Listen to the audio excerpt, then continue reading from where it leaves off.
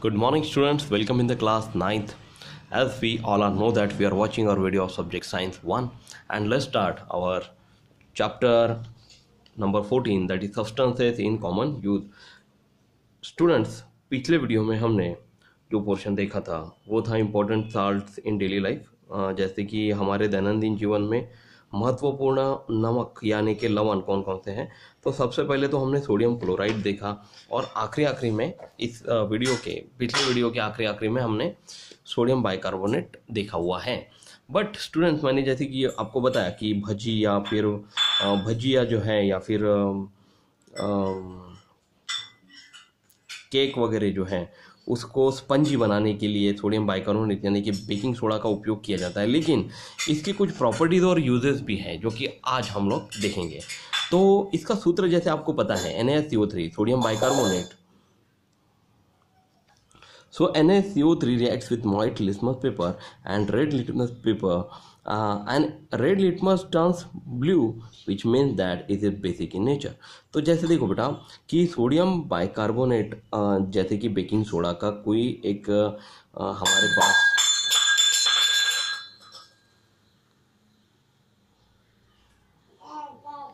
Water के साथ एक सॉल्यूशन है, मान लीजिए सोडियम बाइकार्बोनेट का, और उसमें हमने लिटमस पेपर डाला।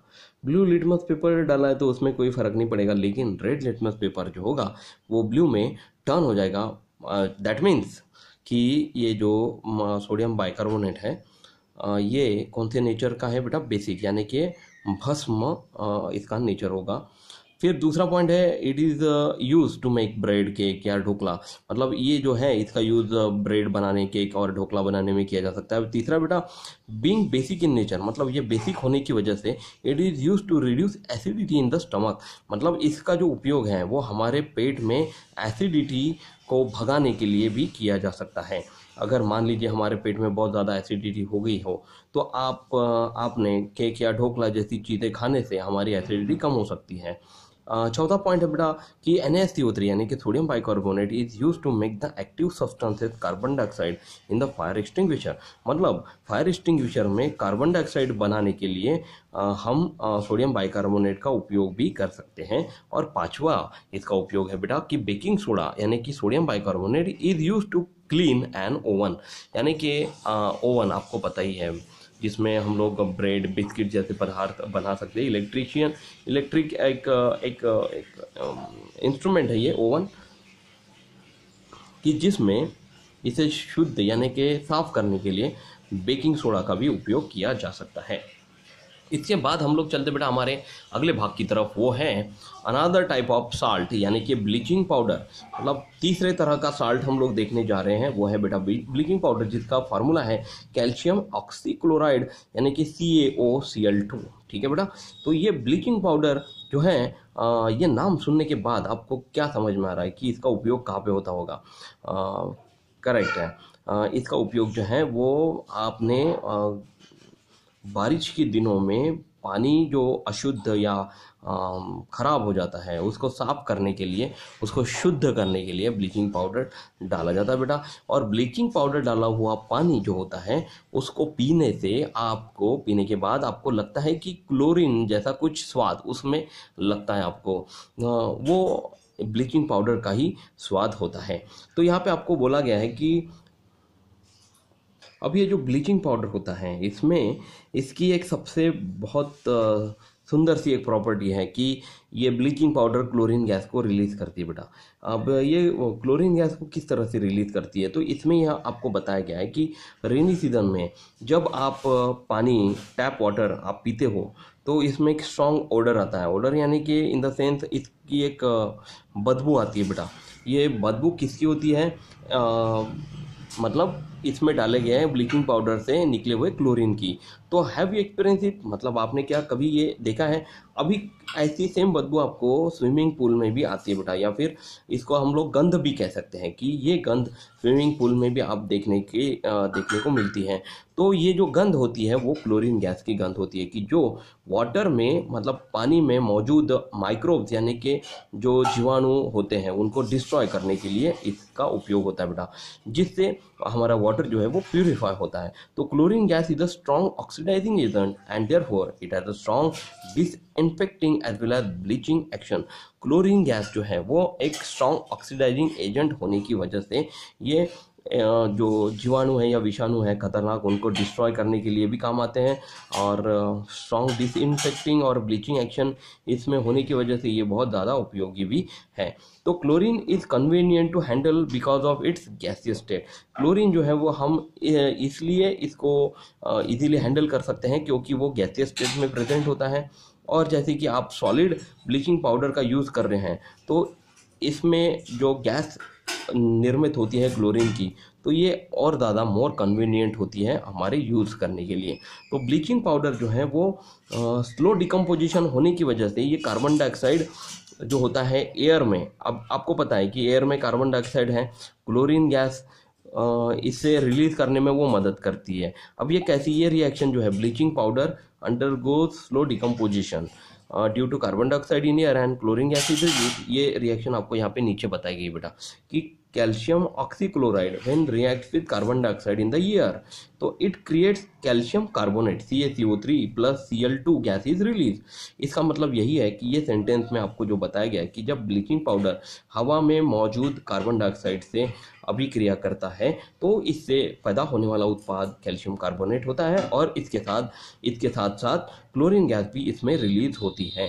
तो bleaching powder gets it property because of this release of chlorine gas. तो bleaching powder is obtain by the reaction of chlorine gas with the slake lime. अगर मान लीजिए कि आपको ये ब्लीचिंग पाउडर बनाना है, ये तो क्लोरीन गैस रिलीज होती है ये हमको पता चला, पर इसको कैसे बनाते हैं, तो इसको बनाने के लिए एक जो लाइम वाटर होता है बेटा, कैल्शियम हाइड्रोक्साइड यानी कि स्लेक लाइम या लाइम वाटर, इसमें यदि हम लोग क्लोरीन मिला दें तो इससे इन दोनों की रिएक्शन होने के बाद आपको जो प्रोडक्ट मिलेगा वो होगा बेटा कैल्शियम ऑक्सीक्लोराइड यानी कि ब्लीचिंग पाउडर। ठीक है जिस, और यहाँ पे पानी भी बनेगा, पानी भी मिश्रित, मतलब पानी बचा हुआ आपको यहाँ पे मिलेगा बेटा। तो लाइम वाटर के साथ क्लोरीन की रिएक्शन से आपको ब्लीचिंग पाउडर और पानी मिलता है, ये आपको इस रिएक्शन द्वारा पता चल रहा है बेटा। इसके बाद अगले पेज पर आपको इनके प्रॉपर्टीज और यूजेस बताए गए। तो फर्स्ट प्रॉपर्टी है bleaching powder is yellowish white coloured solid substance. तो कभी भी अगर आपको पूछा गया कि ब्लीचिंग पाउडर कौन से कलर का होता है तो वो येलोइश वाइट कलर का होता है बेटा, मतलब सफ़ेद हल्का सा पीला रंग इसमें देखने में मिलता है और ये कलर्ड सॉलिड सब्सटेंस होता है, एक ठोस रूप में पाया जाता है। दूसरा बेटा इस chemical name is calcium oxychloride. इसका केमिकल नाम अगर आपको पूछा गया तो वो कैल्शियम ऑक्सीक्लोराइड है। और एंड इट्स फार्मूला या फिर इट्स फार्मूला आप लोग बोल सकते हैं CaOCl2, it's the formula of chemical calcium oxychloride. Then third point, it has a strong odor of chlorine gas. इसमें present chlorine gas का एक strong odor आता है। Fourth is it is used for a disinfection of drinking water at the water works and the water in the swimming pool। मतलब मान लीजिए कि कभी अपने ड्रिंकिंग वाटर में इन्फेक्शन हुआ है, ठीक है, इन्फेक्शन यानी कि जीवाणु या विषाणु की इसके ऊपर वो ड्रिंकिंग वाटर में प्रेजेंट है, तो उसे डिसइंफेक्ट करने के लिए ब्लीचिंग पाउडर का यूज़ होना बहुत ज़रूरी होता है। वो क्या करता है, ड्रिंकिंग वाटर को डिसइंफेक्ट करता है और स्विमिंग पूल में भी शुद्ध पानी रखने में आपकी मदद करता है। Fifth point is it is use for bleaching of cloth. मतलब कपड़ों में से जो दुर्गंध है या फिर तो स्टूडेंट्स कपड़ों में से दाग धब्बे हटाने के लिए भी ब्लीचिंग पाउडर का उपयोग होता है। 6 it is use for disinfection by the road side and garbage side. मतलब रास्तों के किनारे जब कचरों की जगह होती है बेटा, वहाँ पे निर्जंतुकीकरण करने के लिए इसका उपयोग किया जा सकता है। 7वां पॉइंट है dilute sulphuric acid and dilute hydrochloric acid, यानी कि acid reacts rapidly with bleaching powder to release chlorine gas completely. मतलब सल्फ्यूरिक एसिड और हाइड्रोक्लोरिक एसिड, मान लीजिए कि ये दोनों एक दूसरे के साथ रिएक्ट हो रहे हैं, नहीं ये दोनों नहीं, सल्फ्यूरिक एसिड और हाइड्रोक्लोरिक एसिड ये अलग अलग ब्लीचिंग पाउडर के साथ अगर रिएक्ट हो रहे हैं, इनकी रिएक्शन हो रही है तो इसमें कौन सी गैस रिलीज होगी बेटा? क्लोरीन गैस कंप्लीटली रिलीज हो सकती है। मतलब देखिए कैल्शियम ऑक्सीक्लोराइड और सल्फ्यूरिक एसिड, ये सल्फ्यूरिक एसिड है, और हाइड्रोक्लोरिक एसिड इसके अलावा दूसरी हमने सेम रिएक्शन लिखी होती CaOCl2 प्लस हाइड्रोक्लोरिक एसिड यानी कि HCl, इट गिव्स। तो इसमें से कुछ नया प्रोडक्ट्स आपको मिलता है, जैसे सल्फ्यूरिक एसिड से रिएक्शन करने के बाद आपको मिल रहा है calcium sulphate plus chlorine gas and H2O, यानी कि पानी यहाँ पे बनकर आपको मिला हुआ आपको यहाँ पे दिख रहा है। Then 8 point is calcium oxychloride react slowly with carbon dioxide. मतलब कभी कभी कैल्शियम ऑक्सीक्लोराइड CaOCl2 जो है वो कार्बन डाइऑक्साइड के साथ जब रिएक्ट करता है तो इससे आपको कैल्शियम कार्बोनेट और क्लोरीन मिलता है बेटा। तो ये तो रिएक्शन हमने अभी थोड़ी देर पहले देखी है। देखिए ये रिएक्शन मैं आपको बताना चाहता हूँ बेटा, यही सेम रिएक्शन है। Calcium chloride reacts with carbon dioxide to get calcium carbonate and chlorine. Same point you are getting at number 8।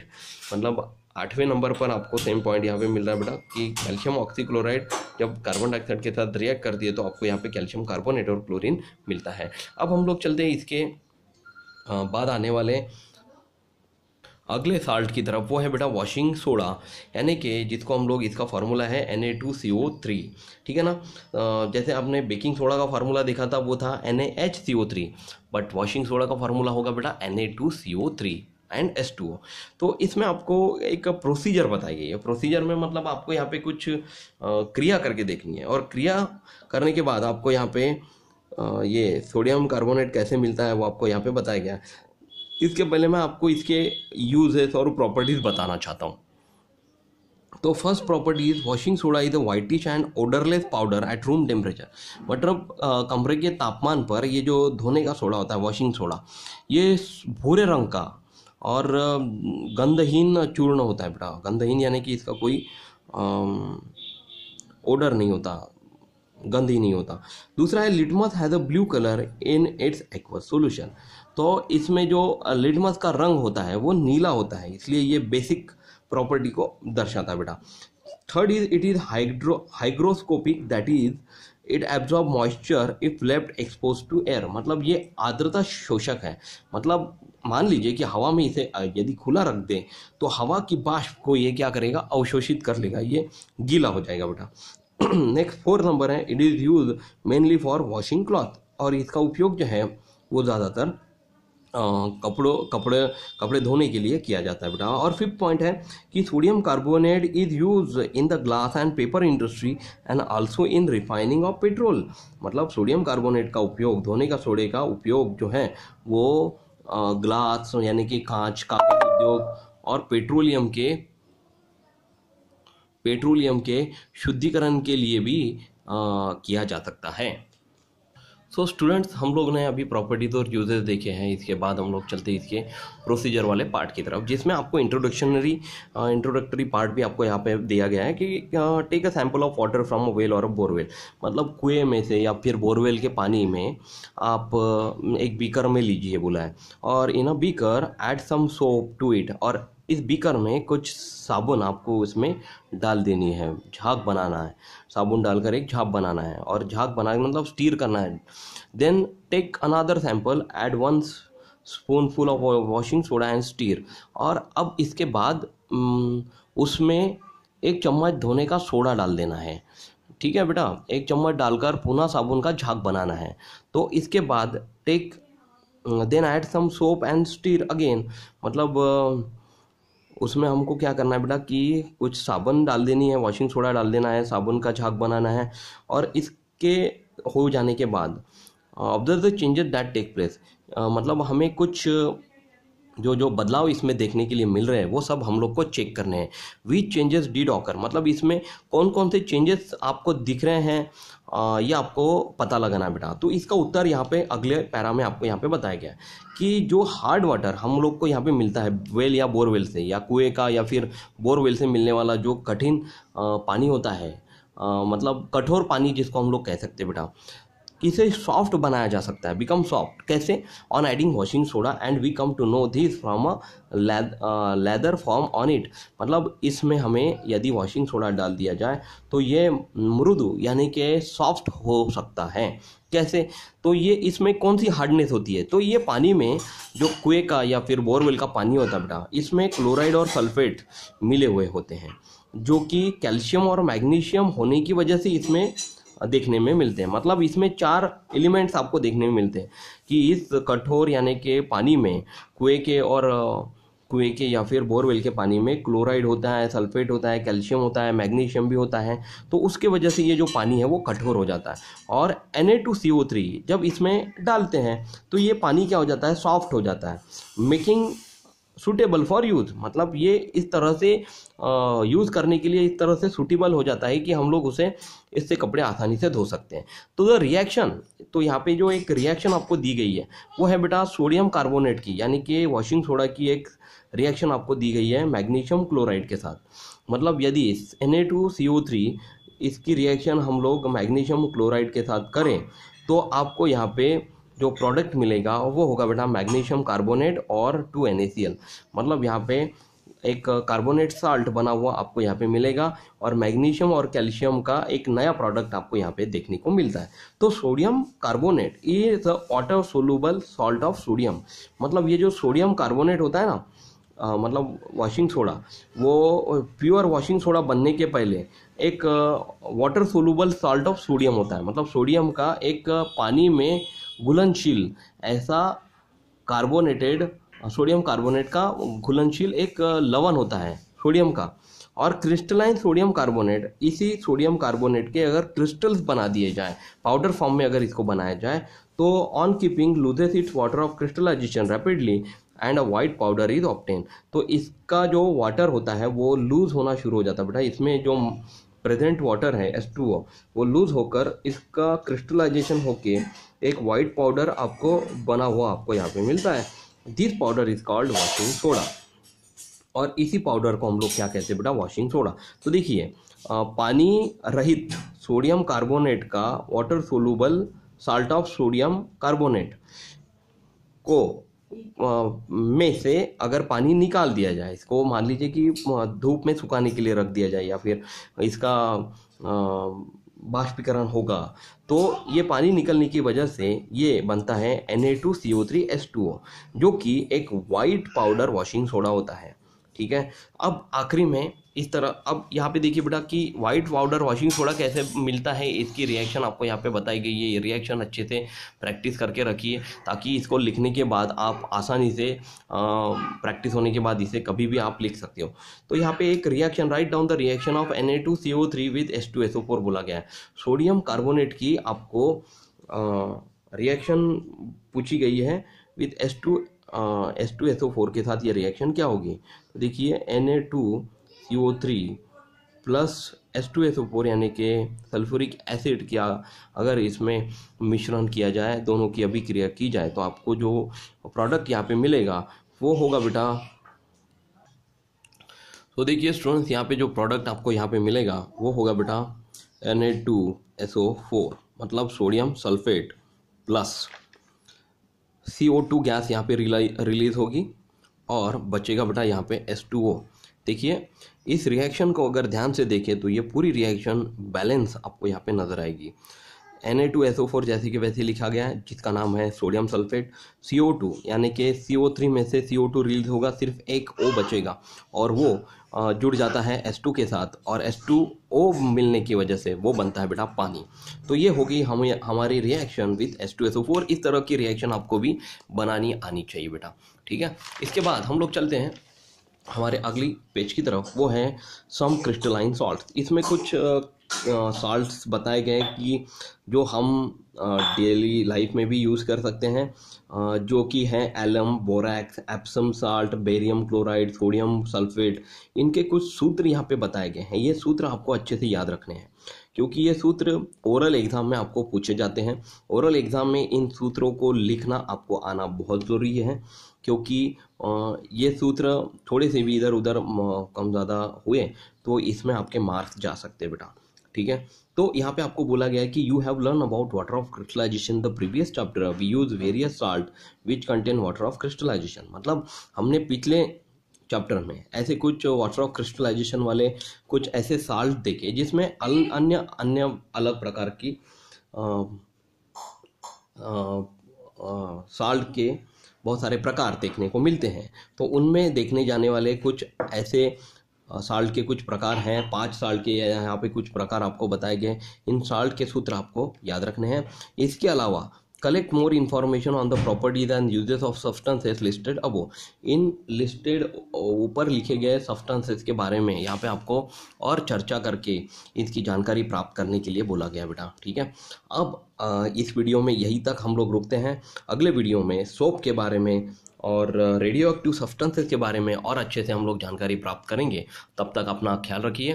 Thank you class, take care, bye.